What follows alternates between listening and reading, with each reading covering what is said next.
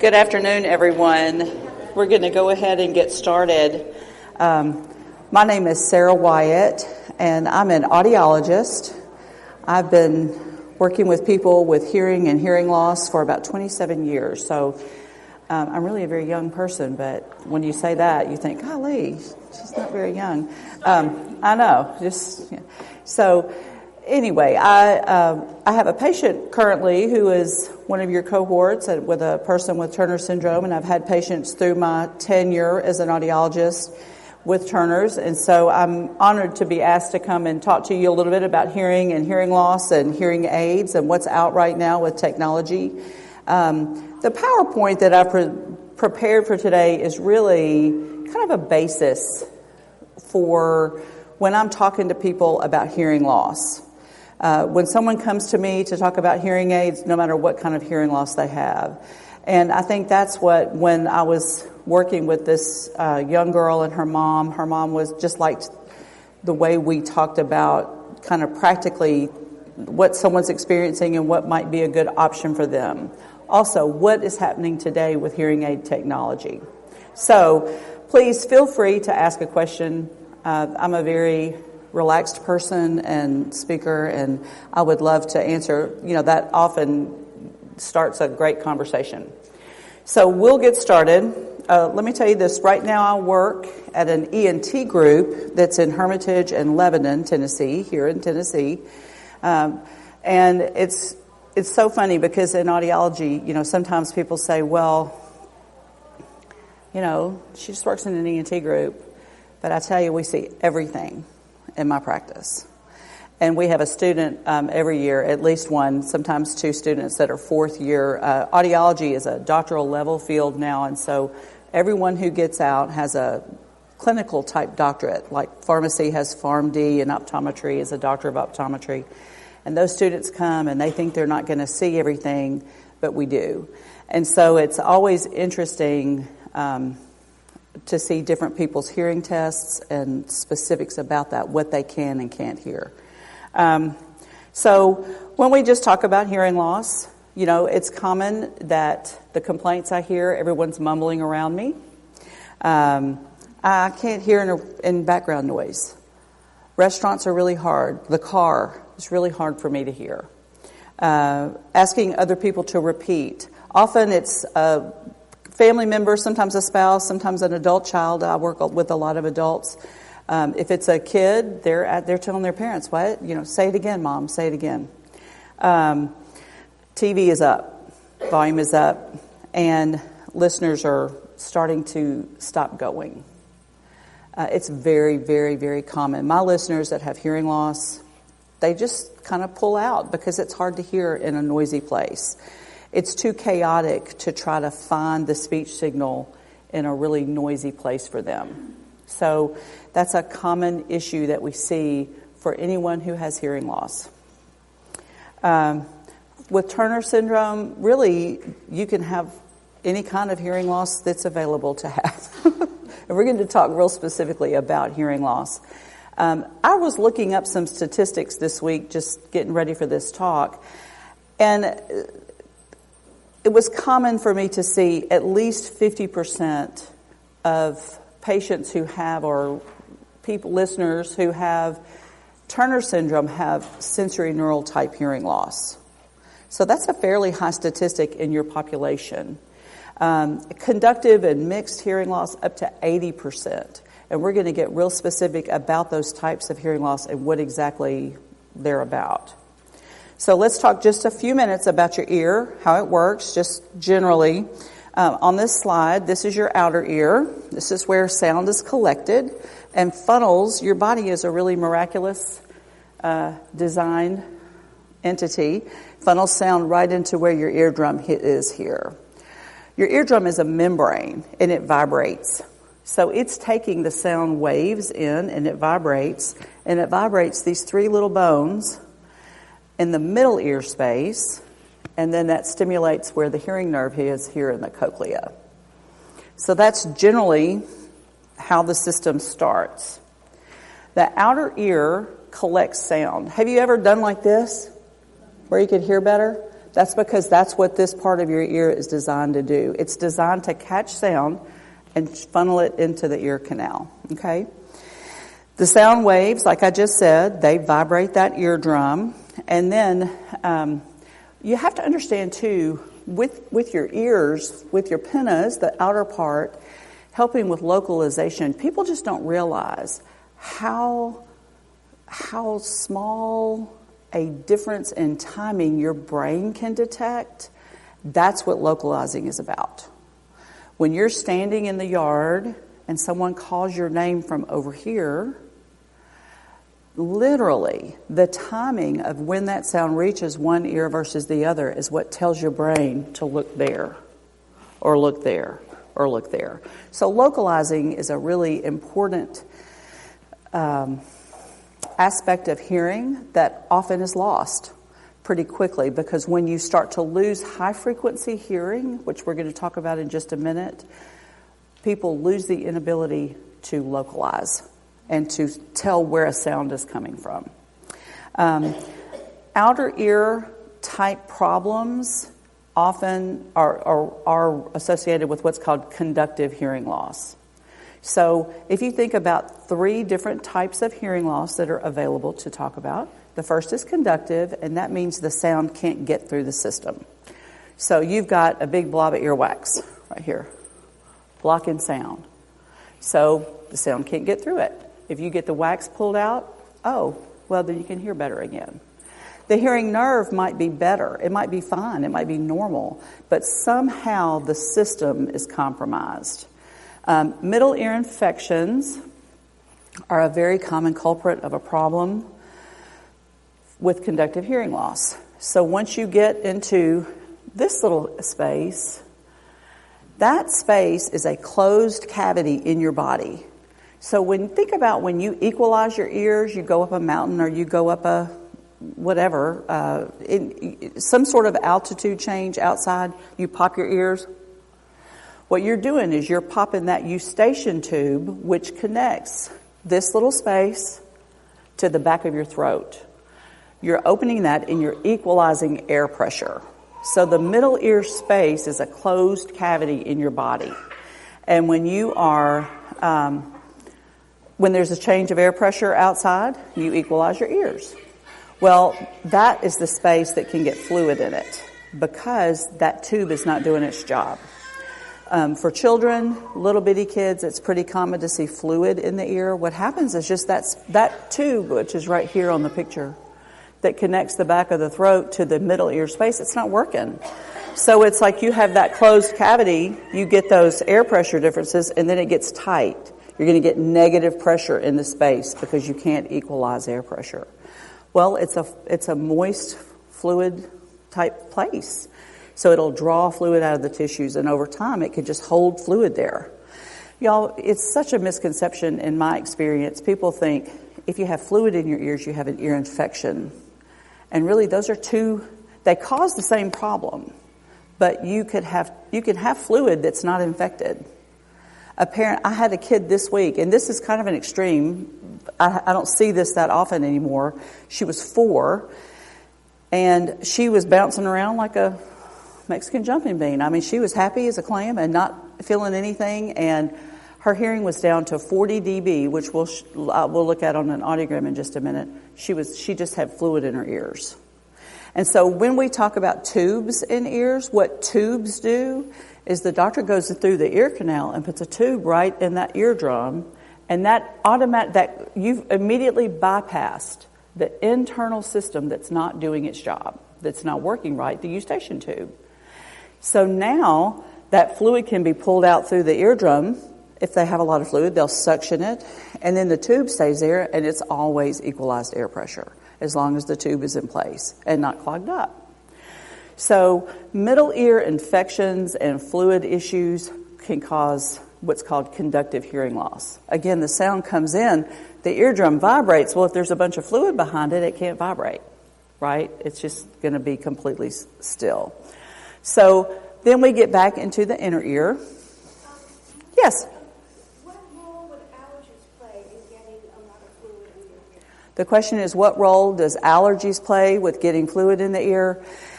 The thing with allergies is that often happens in the back of your throat. You're sneezing, there's swelling, there's fluid. My nose is draining right now. I'm like, I should have brought some Kleenex up here. So for people that are having a lot of allergies, where that eustachian tube opens on the back of the throat, it's not opening. So your ears feel tight. They feel stopped up. You're doing like this. I'm trying to clear my ears.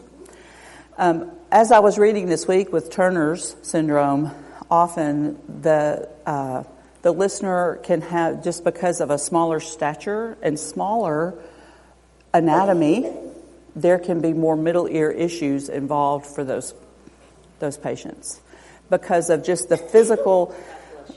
Yeah, bless you. Speaking of allergies, just the anatomy, and that it's more prone to have a little bit of an issue with equalizing. But that's how allergies would play into that. Just that the back of the throat, where the eustachian tube should be opening and closing, is not able to do so. And does that result in possibly more actual infections? I suppose is one of the reasons why we... Yes. So her question was then, does that result potentially in having more fluid episodes or infection type episodes? It's so interesting with fluid, y'all, because I can see a kid like that kid I saw yesterday. I really literally saw her yesterday. She had a 40 dB hearing loss, which means it's something like this to her. She can hear 10 or 20%. It's completely muffled. It sounds like you're underwater. So she's just in that that state can fluctuate depending on what's happening. So the poor parents are thinking, well, she's fine. She's looking right at me and she's hearing me. But then she misunderstands what go get your shoes, and she didn't do so. So she's now in trouble because she didn't go get her shoes. Well, she didn't hear it. But then the TV goes up. So you're thinking, well, is she not hearing that? Is she not hearing me? And then the next day it's back down. It's better. So it can fluctuate. That's that issue. And so it can cause all kinds of issues. That's right. Let me say this. I talk to people every single day about their hearing and their hearing loss. And everybody face reads. Lip reading, yes. I would say some people are better lip readers than others. If you want to be real specific, I met one of your people today who's an excellent lip reader. But no matter how much hearing loss you have, if you have any hearing loss at all, everybody face reads. Because so much of what has been communicated is on the face. And every person I work with, I tell them, I don't care if you spend whatever amount of money on the best hearing aids that are out there. If you're not sitting in the room looking at them, don't expect. You're asking too much. If you're in the other room, I have normal hearing, and I'm not going to have a comfortable conversation for any length of time, room to room. You're setting yourself up to have an argument. And it's so common, y'all. We all do it. I mean, I still do it. I mean, my husband, our house is situated where our bedroom is downstairs, and he'll be in the kitchen, and I'm in the bedroom, and I'm like, we're probably 65 feet away. There's no way I can hear what you're saying. And so what happens is you escalate. You start talking louder. Well, why are you yelling at me? Because I can't hear you. So, yes, everyone's going to be going, yes, I know exactly what you're talking about. So anyway, we'll come back to that. We are going to come back to communication in just a minute. Inner ear is where just a lot of little miracles happen at the same time. It is truly, truly an amazing, amazing organ. So it's made up of two parts. These are called your semicircular canals, and it is your balance system. And this is called your cochlea, and this is where your hearing nerve is. Your cochlea and your balance system share a house. And what I mean by that is that they share fluid. They are in the same organ. They have a partition between them. And the fluid that is in the cochlea and in the balance system is very special fluid that your body makes, and that's the only place it is. So you probably know someone who's dizzy, someone who has problems with balance and so forth. That's a very delicate little system that is in charge of that. But the cochlea is where sound is converted into the electrical impulses, and that's information is transferred to what's called the auditory cortex, which is where we're getting into brain. Okay? Really and truly, y'all, your ear is your first gate into your brain. Your brain is where you hear. And that's why things have really changed a lot in the last, I don't know, I mean, I may be too general about this, but I'd say 8 to 10 years with research talking about what's happening in the brain is really the person's direct perception of what they're hearing. You can have a hearing aid that is fabulous, that can do all kinds of great things, but the brain is not able to handle all of those things. So you're always looking, when I'm talking to people about hearing aids, I'm trying to think of the processing of the hearing aid working with the processing of that person's brain. Okay? So anyway, the vestibule, the semicircular canals function to maintain balance and equilibrium, and this is where sensory neural hearing loss happens. So if you know someone, if you were born with a nerve-type hearing loss, sensory neural, this is where it is. You can have a perfectly intact ear that looks perfect in an x-ray or whatever, but you have a nerve-type hearing loss. That just is what it is. There's all kinds of, I've got one slide in here, maybe right here, causes of hearing loss. You know, sometimes hearing loss just happens with age. But I say that very carefully because I can have a listener in their late 20s or 30s that is starting to show high-frequency hearing loss. That's just their genetics, y'all. That's just their hearing. It's not always someone who's in a retired, state of life. Noise-induced hearing loss, see it all the time. All the time. We have so much noise around us, y'all. It is just, we have to quiet our lives down. I tell you what I'm seeing more and more, of course, is hearing loss with young listeners with earbuds. And the reason is because the way earbuds fit, and I'm saying this because I want it to be on all your mind, the way they fit in your ears, they're closer to your eardrum, right? Let's go back. So you're cramming that earbud. You're trying to get it to stay in. It doesn't fit very well. It's little, but it doesn't hold in the canal well. But even with the new one, the AirPods, you know how they kind of they get down closer to the eardrum. So you have, because you want to hear better, you've narrowed the space between the end of the earbud where the sound is coming out and the eardrum. And when you do that, you can get a buildup of what's called sound pressure, which is what then can cause some hearing loss. It's pretty common. I'll show you on an audiogram. I can have someone that still has normal hearing, but I can see a dip at a certain frequency that suggests to me they use earbuds. And I say, do you like to work out? Oh, yeah, I work out every day. Oh, yeah. I love to work out. What kind of earbuds do you use? Oh, I have Apple earbuds. Oh, yes, I know you do. I'm sure you do. So anyway, I'm being kind of silly there, but. So I love this picture. This is a picture we actually have in a brochure that we talk about with our patients because we are getting really past the ear and into the brain. This shows just kind of a quick schematic of how sound enters every step of the way. So we've got the outer ear, middle ear, here's those 3 little bones. Those 3 little bones are the smallest bones in your body. They are really bones. And the stapes right here, I just saw a hysterical cartoon on one of our audiology pages today, and I wish I'd had it yesterday and I would have put it in here because it was talking about, it was like the stapes was talking as the cartoon character and how he stomps. He's the stomper, and that's exactly what the stapes does, is it stomps to send the transmission into the inner ear. But then this is what happens.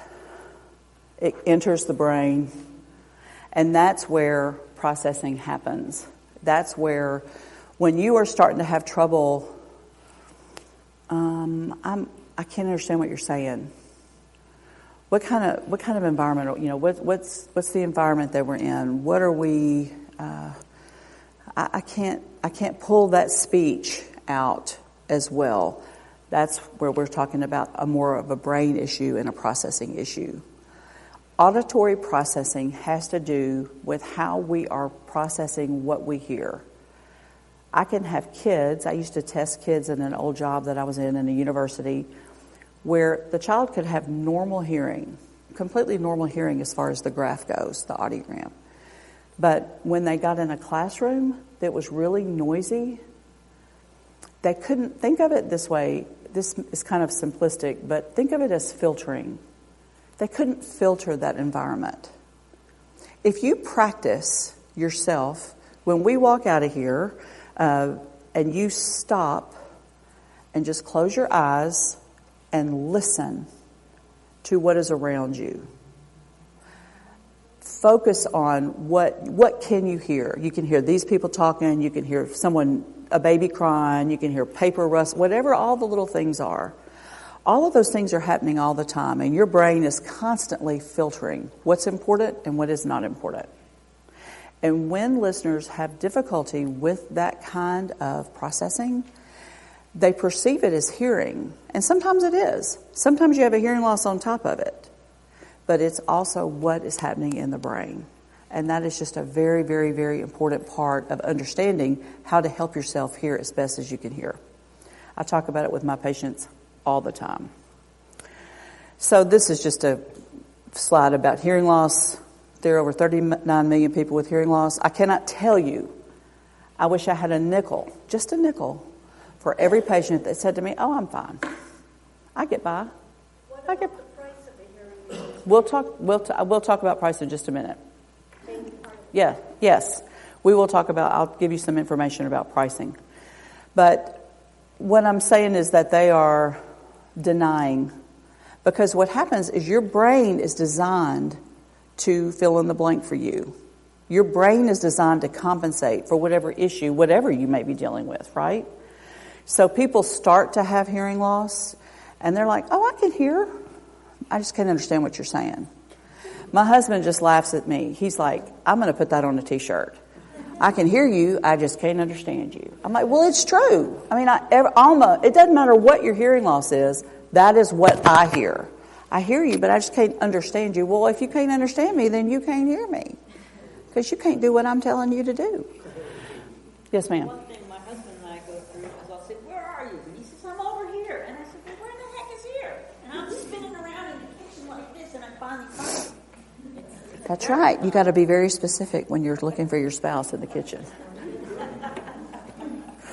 But that's right. That's right. That's exactly right. But the thing is, with hearing loss, there are so many people that have an issue with their hearing that is then making it harder on their brain. And we are trying so hard to reach people to help. 1 out of every 6 don't do anything about their hearing loss. And when they do, it's typically been about 7 years on average that they've been having a problem before they do something. And the first thing they say when they come back for their follow-up appointment to me, I'm not kidding, this is another one of those nickel things, I'd be a really rich girl. "I cannot believe I waited so long. I cannot believe what I can hear. I forgot. I forgot what the birds sounded like. I can sit out on my deck and I can hear the birds. And I can hear the wind." And you think, well, why do you want to hear the wind? Because that is what connects you to the world. When you can sit and close your eyes and listen, you're connected to what you want to. Why do you think people like to go to the beach? Yes, they love the sun, but they don't like the sand, but they like to listen. It's so calming. When we talk about tinnitus managers, people that have head noise, so many of the programs that hearing aid manufacturers use, they sound like the ocean, because it feels and it just relaxes people, makes you feel good. So if you are someone who is experiencing hearing loss, I just encourage you, don't wait. Find somebody.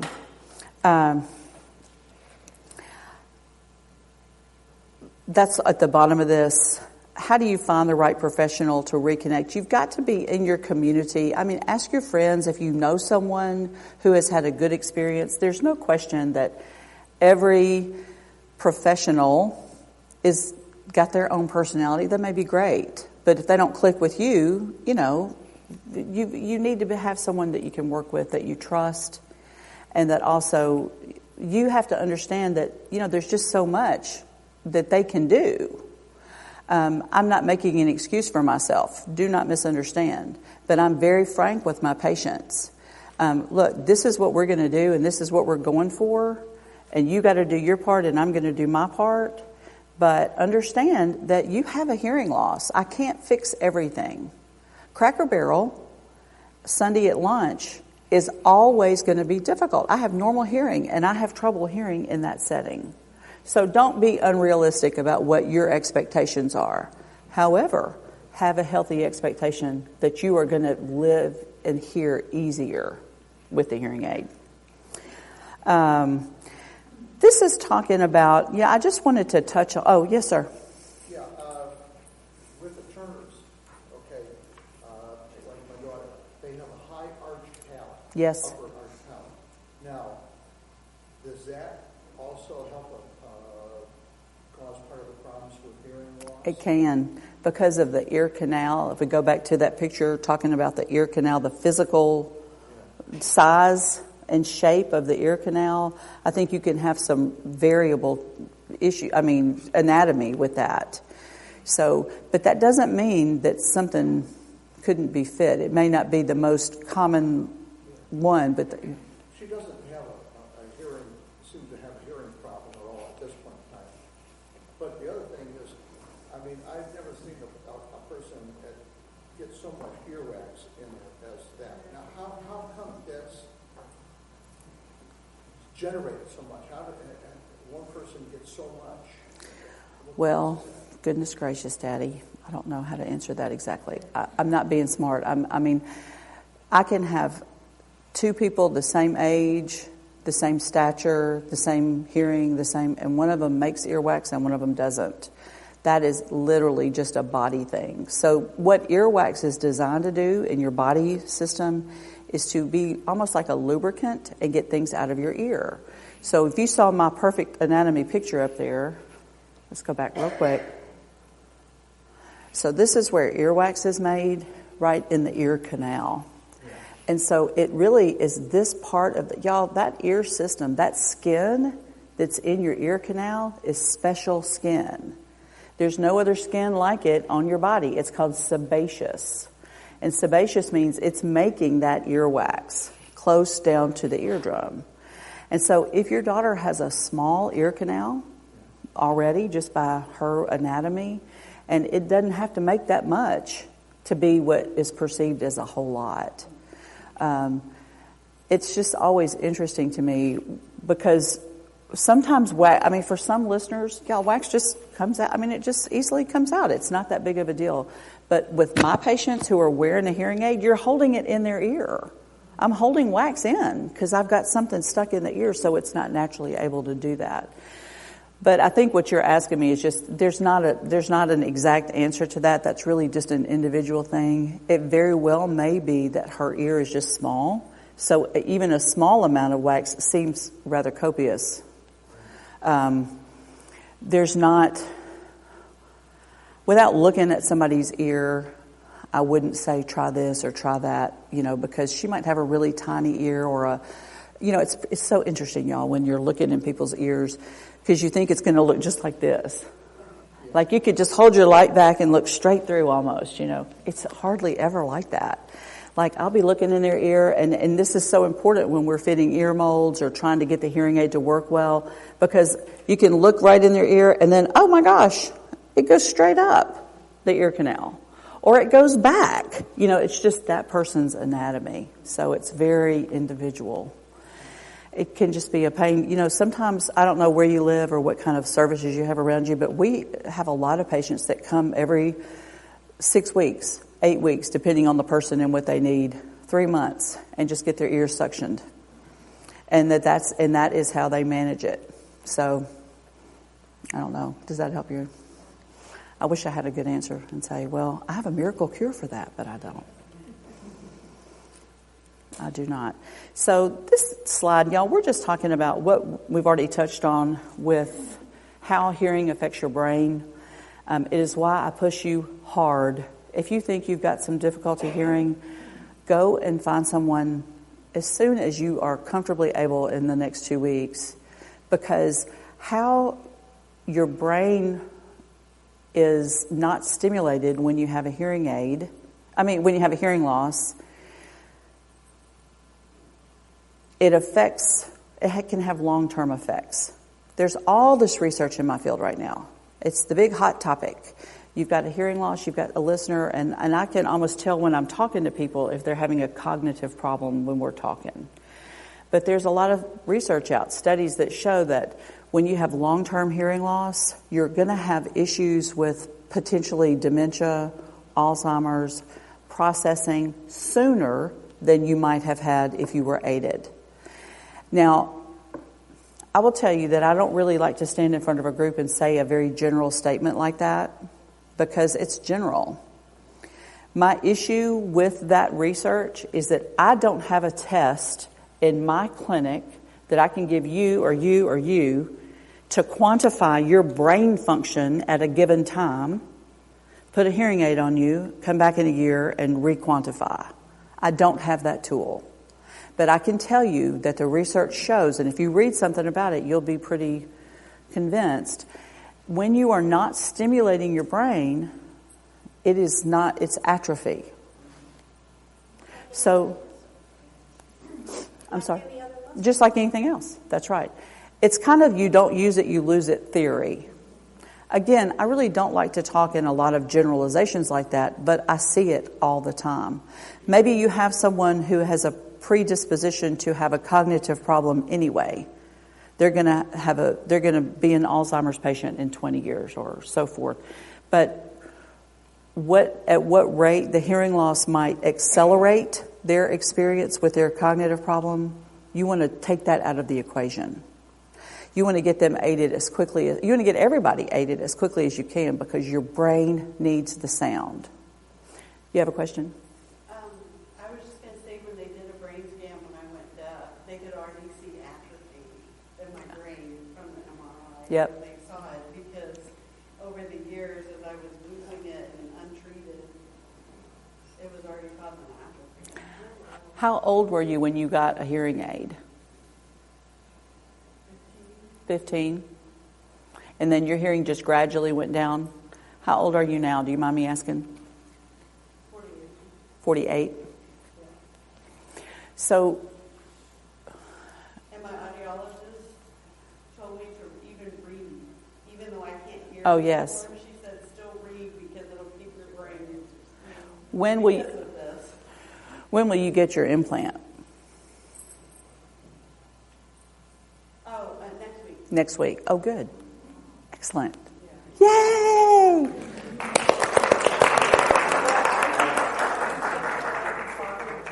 But when they did the brain scan, they saw that my brain was already showing atrophy. That is so interesting. I would love to have a picture of that to show, because I feel more, y'all, I'm just kind of a numbers person. I want to see the math. I want to see the path. I want to solve your problem. That's true. But there's some gray areas when we get into anything with the brain. So these are just things that we see, and we want to help anyone with hearing loss get aided as quickly as possible. Okay, so let's talk about the audiogram. I love hearing tests.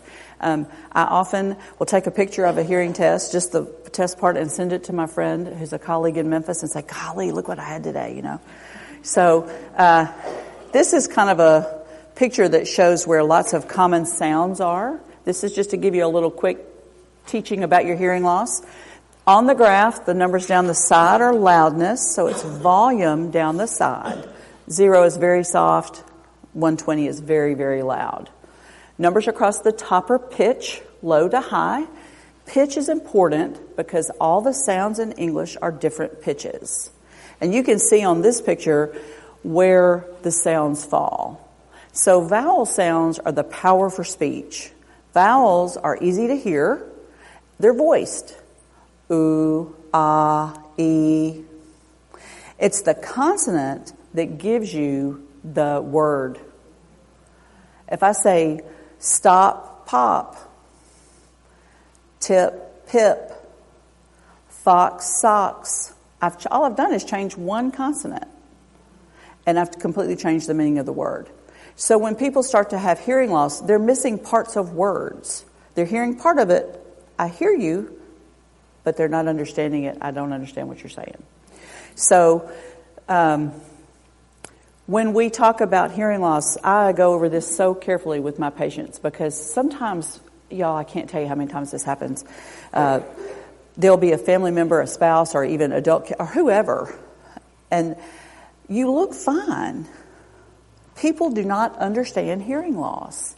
It's not something that you can see on a person.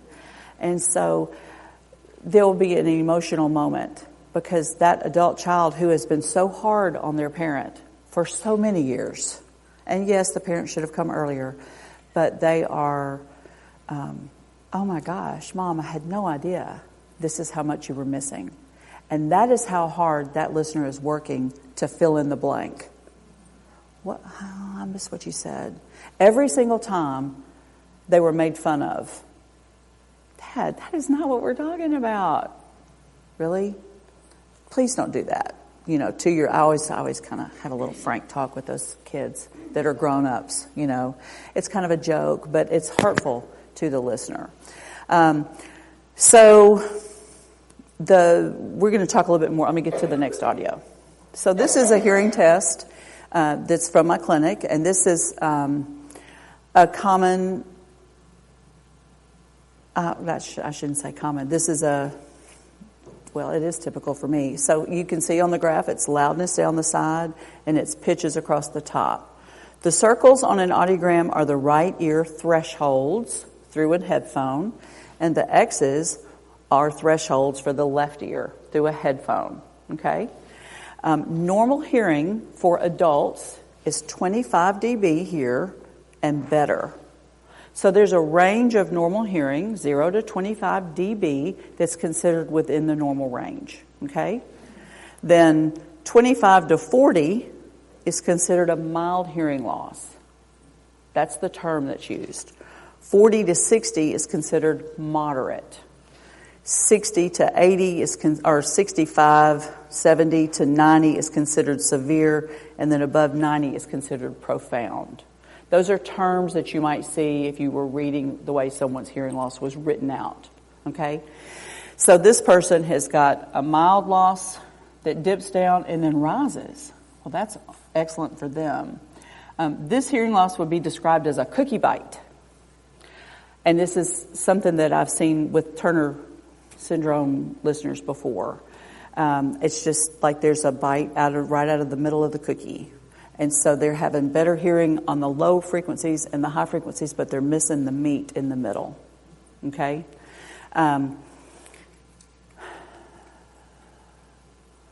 When we talk about understanding speech, okay, we are talking about treble and bass first. So this would be the bass. The low frequencies are the power for speech. And the treble is out here. So you can see 4,000 hertz right here. This is where the highest frequency sounds on the graph that are English sounds happen. S, S, F, F, and TH. Those sounds are the highest frequency and they're naturally the softest.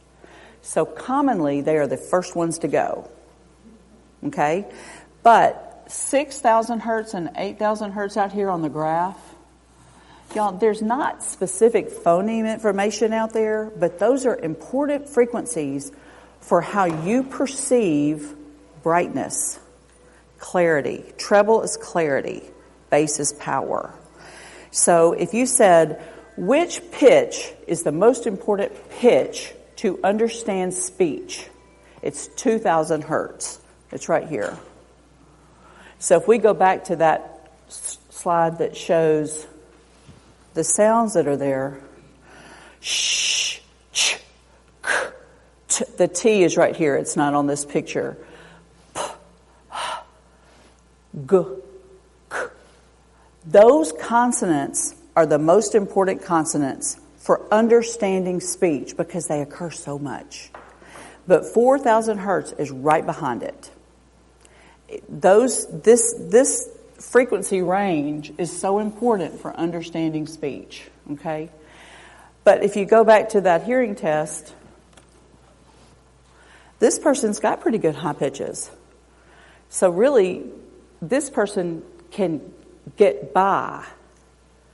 But with a hearing aid, she's like, thank you. Because it's so much easier, because this is still taking out right all the sound in the middle of the graph, okay?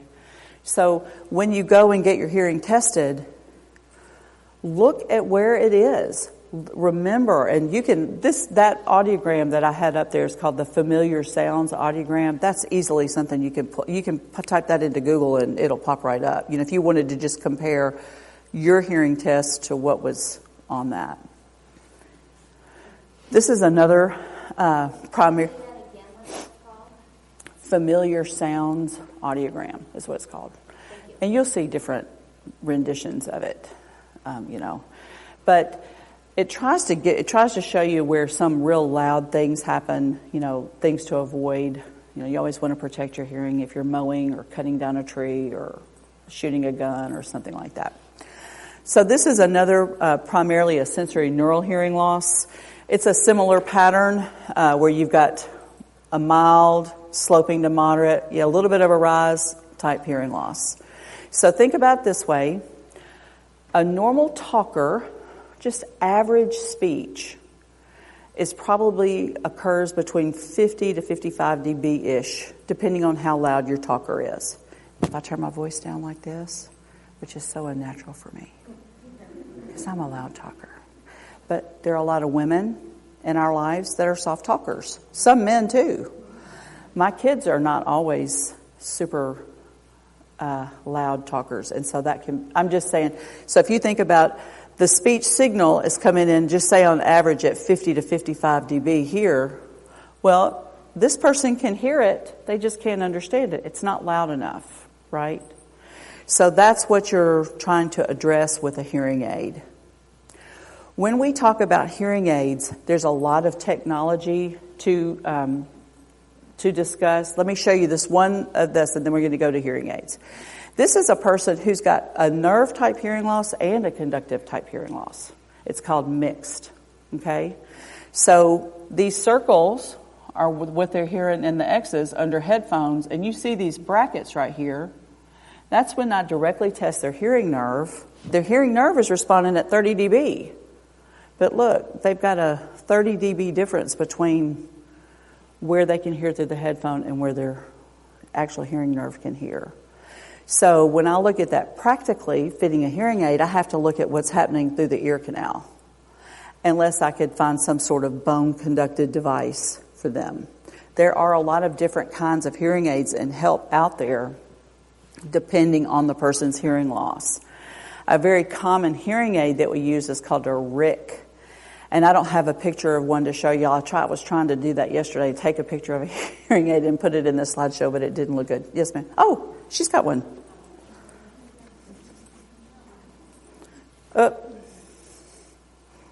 So this is called a RIC. I don't know if y'all can see it, but I'll walk around. I'm glad to do that. It's got a hearing aid body on the back, and it's got a little tiny wire that runs down into the ear. Okay? Now, this listener has got a custom ear mold on the end to hold it in place. And that is a great setup. And this is a very common style of hearing aid that I use and see now. When you say custom mold, it's not replaceable? It fits her ear. So I took an impression of her ear.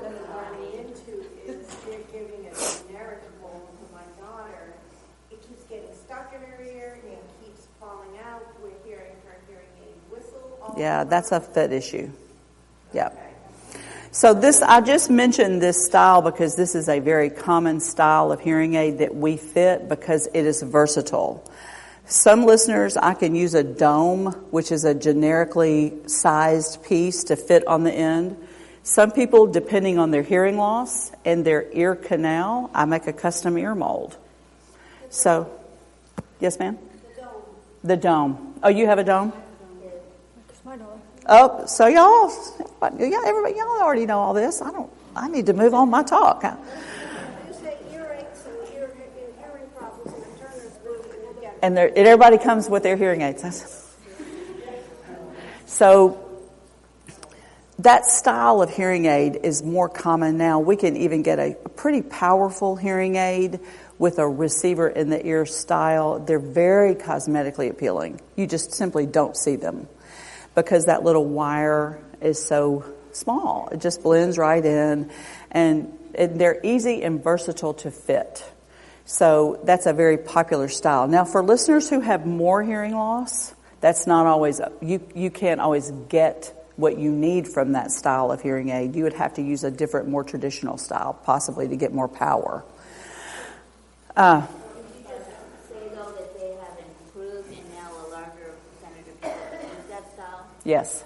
In my opinion, yes. That's good to know. Yes. Let's talk about technology. We have about 15 minutes.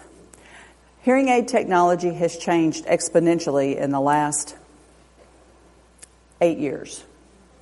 First, this is what I talk about with my patients. Hearing aids are wirelessly connected to each other. It's called interconnected. And that means that they are sending information about what's happening on each side of your head to each other and adjusting to it.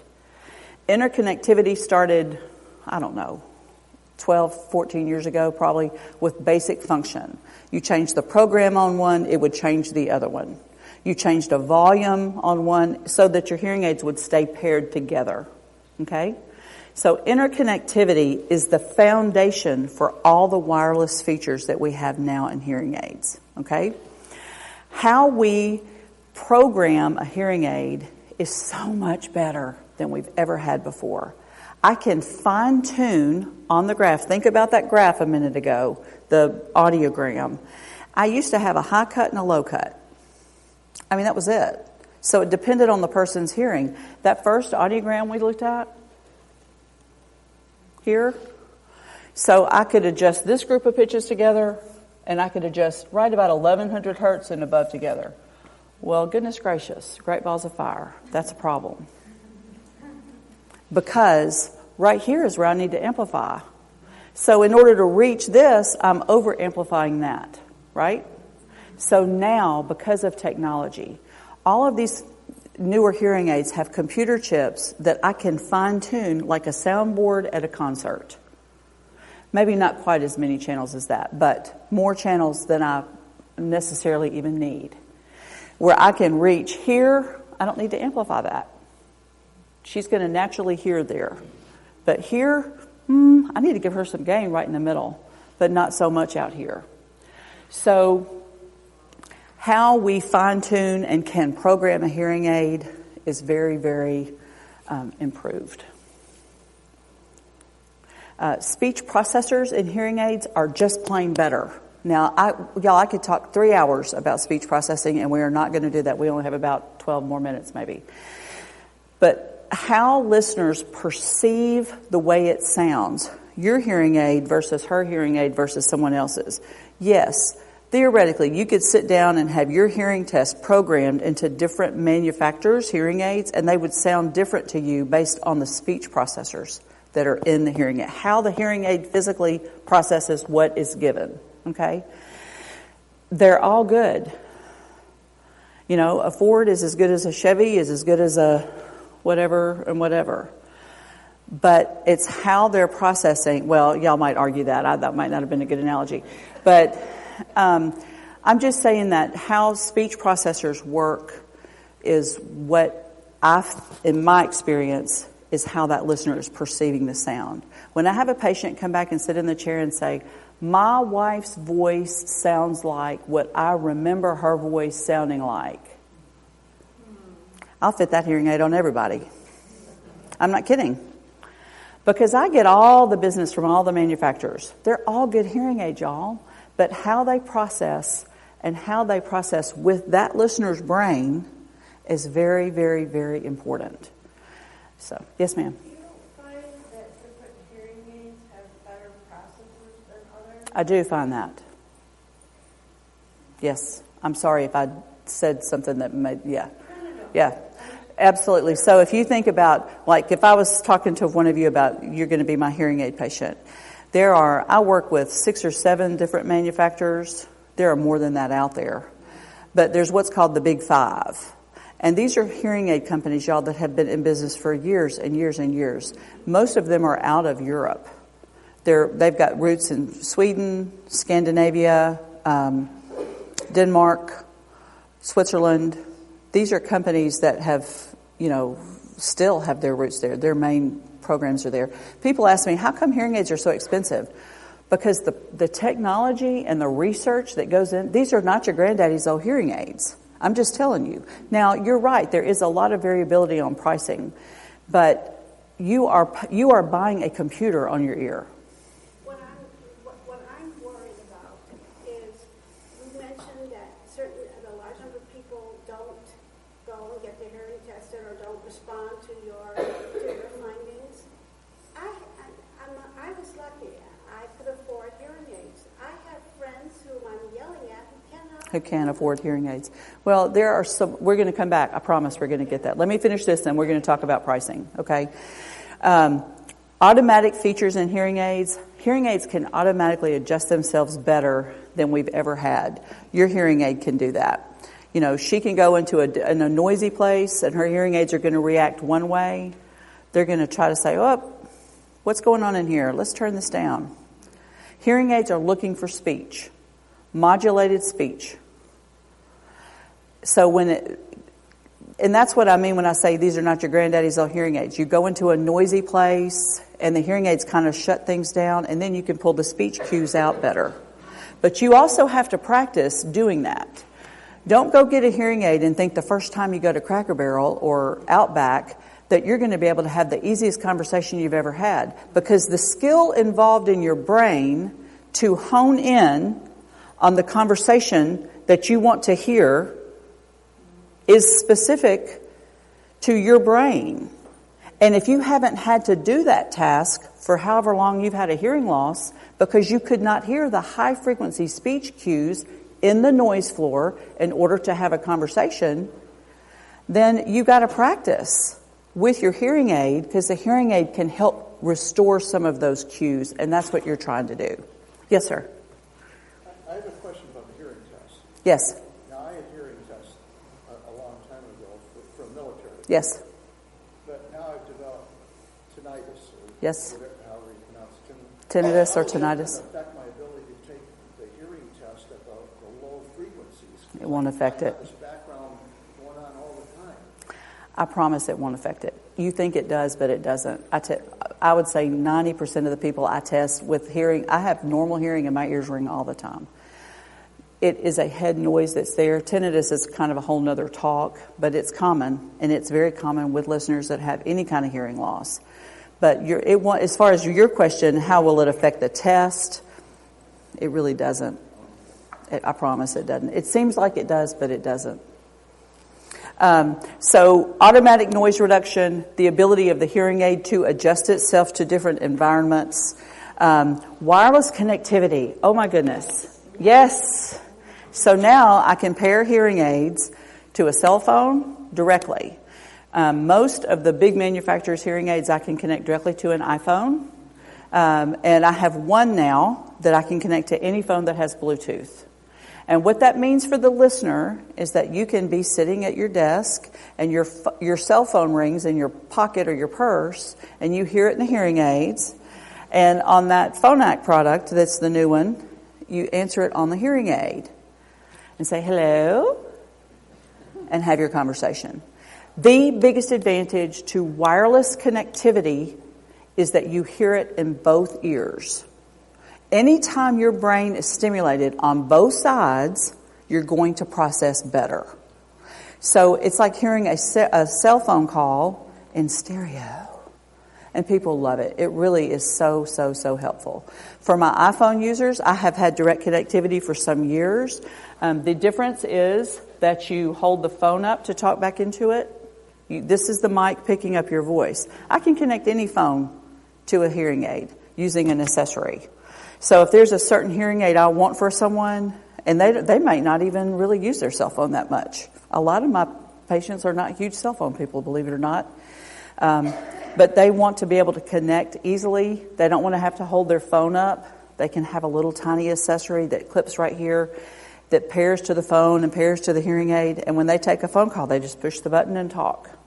And it's great. Yes, sir? If I have a hearing aid that only does certain pitches, does it compensate for that on the phone and bring the rest in? Well, yes. So as far as your hearing aid goes, it's going to use your hearing aid program in that streaming process, yes.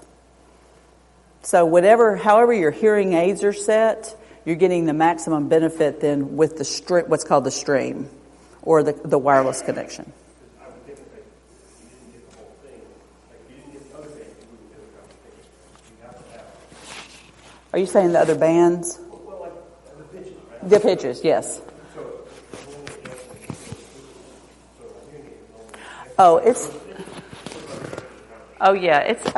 You're still hearing everything. Right. I mean, you're hearing it like it's like the best set of earbuds you ever had. And the most expensive. How about that? That's right. Just get your wallet out. Yeah. I went and got my hearing aids because I read, and I'm just checking with you because I don't rely on internet and stuff for that one of the things you lose if your hearing goes really bad is the ability to block out, say, the fan. That's right. Or the washing machine or something like that. And they say the sooner you fix your hearing, the less problem you're going to have with that as time goes on. Or it won't be a big change where you have all of a sudden you hear all those noises that you never heard before. Well, anytime you get a hearing aid, you're going to be hearing things you've not been hearing. Yeah. Right now, standing here, I can hear this fan. Yeah, I can. I can hear. And so when people get a hearing aid, then they have to give their brain time enough to acclimate where they are not distracted. So that's part of the process of getting the hearing aid. But you don't get to the point if you let it go too long where you can't do that. I wouldn't say that. I wouldn't say that as a set statement, but I would say that it can be more difficult for people as they go. Yes, ma'am. I want to ask about the tinnitus. You mentioned that sometimes tinnitus and sometimes did you say just noise or? Tinnitus or tinnitus is what's called head noise. Okay, so people can describe it as ringing, roaring, crickets, whooshing, and it's something that's happening in the head. There are different schools of thought. Some people believe it's ear generated. I would say 99% of my patients with hearing loss have some sort of tinnitus. Now, whether it bothers them or whether they are kept up at night, that varies within the population.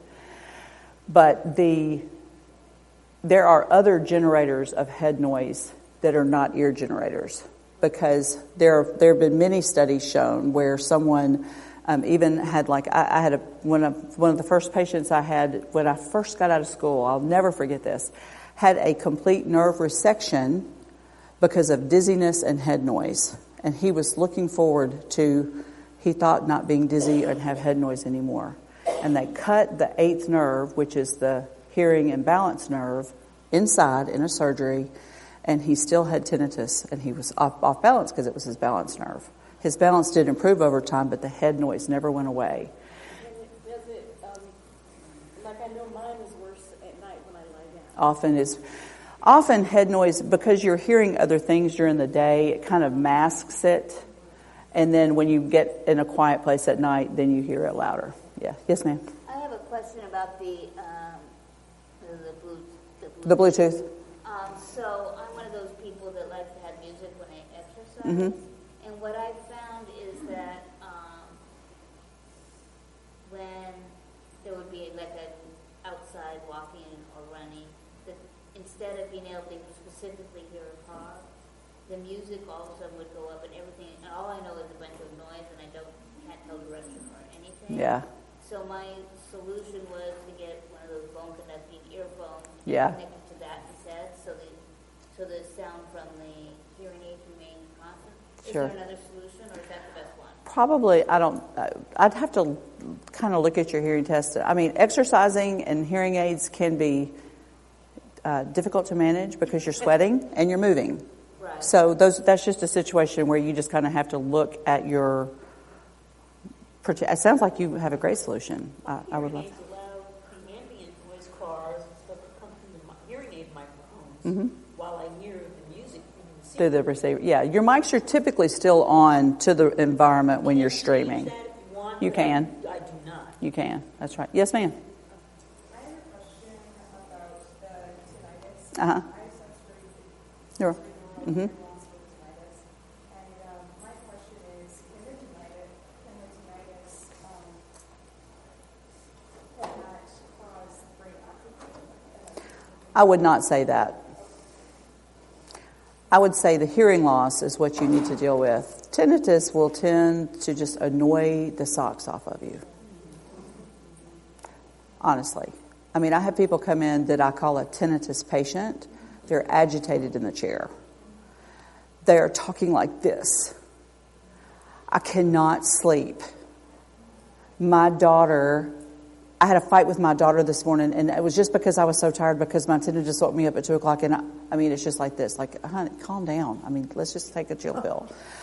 But for that listener, it can be debilitating head noise. And we do have maskers and programs that we can use in hearing aids. I have a particular one I really like, made by the company is called Wyatt.